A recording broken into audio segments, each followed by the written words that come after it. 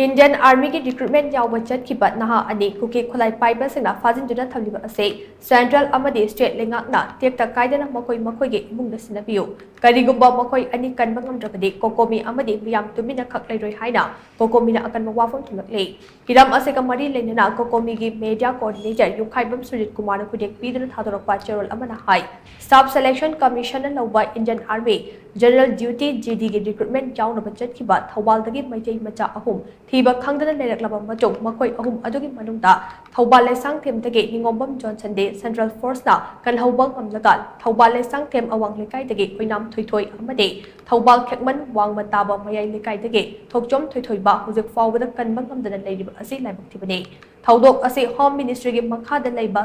Central Security Force amade State Security Force singna mathau masak khangdabadagi thokibani haina tawbi masida thorakpa afa phatagi techa khudimang Central amade State Leingak ani na pugatabani Central Force lising hufu hena amade State Force lising kuntraga manga hena leiduna mijam miyam gi punse amade lantum ngak libani haiduna leiraka makhoi gi mangda jingu ki narco terrorist sina minungshi yaudna recruitment yawba lakjaba mijam naha ahumbu pha punduna puningba mafam da pukibada karigidamak mapangdal kan khraba Central Force amade State Force na yengduna leibano Mijam ngakpang ngamloidaba oirabadi red zone area asida karigidambak recruitment ase Staff Selection Commission na pangthoklibano haina cherol asina hangle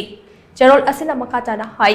Housing and Johnson Central Force na hakthengna na kanba ngamlabani na mangondagi langla langjin lauraga mafam khangdana leikre hairiba thoithoi amadi thoithoi ba Central Force amadi State Force na kange hairabadi kanba yarabani masida Security Force na tuminna lethokpa yaroi athuba matamda Central amadi State Leingak na makhoi ani kannabagi thodang lawgatabani Kuki terrorist singna Manipuri da India gi leimaida ahanbu oina drone bombing rocket kaya kapsinduna mijam miyam hatpa tukpa tatharak fawba India Leingak na ngasi fawbada yengduna leiriba ase democracy chatiba Leingak amagi wahantok nate athuba matamda Central amadi State Leingak ani na mafam khangdan leiriba makhoi ani kanduna Tekta Kaidana makhoi gi Imung manungda Sinabiyu karigumba makhoi ani kannaba thabak paikhatrabade